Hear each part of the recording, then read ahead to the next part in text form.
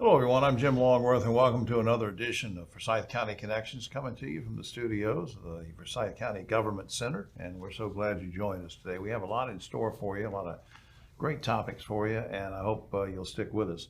Where we want to start is talking about something pretty serious. As we talk about health issues, that's always the case. With our good friend Joshua Swift, who's the Forsyth County Public Health Director, been on the show before. Good to see you again, sir. Oh, yeah, glad to be here. Recently, we experienced our first case of measles in Forsyth County. Had your team been preparing for a possible outbreak prior to that? And if so, how? Well, yeah, it is something we'd kept our eye on. With the first cases in Texas several months ago, we really tried to take the stance of not if it happens, but what we do when it happens, much like we did with COVID when we were watching that spread across the country. So, we really started to work on, how can we be prepared? I called it the what if training, like what would we do if it happened? So we worked on that.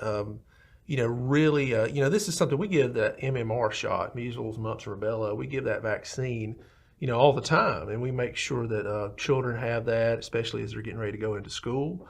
So we try to encourage that beforehand, but also what to do if we did have a case. Yeah, and not that you were expecting an outbreak or anything, but what you're saying is you sort of first learned about things when the Texas thing came up, and then we hit with the case in Forsyth. What was going through your mind at the very moment you were given the information? Hey, Joshua, we have a case in Forsyth. What were you thinking? Well, I got a call, Mara Trimble, who you've interviewed before, our communicable disease supervisor. And whenever Mara calls you, and I think it was on a Sunday afternoon, it's like, okay, this is not a good thing. No. And this was when we thought we had a potential case. We hadn't had it laboratory confirmed yet.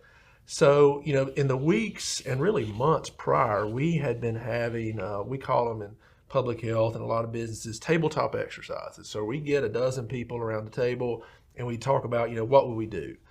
We had our preparedness coordinator even did one for our region. From here to Boone, all the health departments came together and we had those discussions. So we really had done a lot of training, and I call it pre-training, not just waiting until we get the case, but let's train people beforehand. Right. So we did. So we knew we were ready for it, but still there's that, oh wow, this is now it's time to trust our training. Right. Now, how challenging was it though once everything hit the fan? I mean, for you to track down the people that might have been exposed. Yeah, well, it was, quite difficult in some ways because these individuals were from another country. There was a language barrier. We worked. Also, this individual had been in Guilford County. They had, so we, worked in both health departments. Thankfully, we built a relationship with that health department months before, which came in handy. Right. So. It was a matter of finding out where they had been, because that's when measles happens, you find out about that, you have to act quickly. Yeah. Because it spreads. It's the most spreadable communicable disease there is. Yeah, and a lot of people from the old school will say, oh, what the heck? What does it matter if somebody gets measles? But there's some of these strains that can be deadly. So, I mean, it's a serious thing. What are your key takeaways as you look back on the experience of seeing that first case come into Forsyth? What are you thinking? Where do we go from here? So where do we go now that we've had the first case? Yeah. I think this is just a wake-up call for people to remember, you need to, the vaccines save lives. The vaccines help prevent measles. I was just reading an article the other day. The ideal rate is 95% of your population to be vaccinated. Right. And over the years across America, not just in Forsyth County, more people are more skeptical of vaccines. I think we're far enough away from the 40s and 50s when people, did have measles, when people did have polio.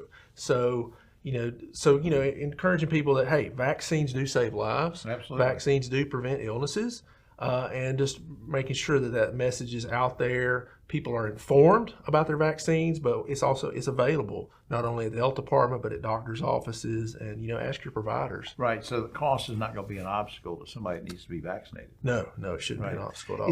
Is there a general website still on the health department or whatever people can go to for just general information about keeping healthy and stuff? What is that website? Well, you can go, I'm sure we can put the link. You can go to the health department's website, or you can just Google Forsyth County Department of Public Health. Okay. You can get that information. Go through the main website of the you can- county too. You can go through the main website, go to the public health department. All right. Joshua, I appreciate the information, all the hard work. People don't know what you do behind the scenes, but to keep us healthy and safe. But thanks a lot. Well, and I would just say it's not just me; it's our whole team that's Right. working hard. Teams that work on communicable disease, teams that are just out in the community every day, keeping our public safe. All right, sir. Thanks for doing this. Thank you.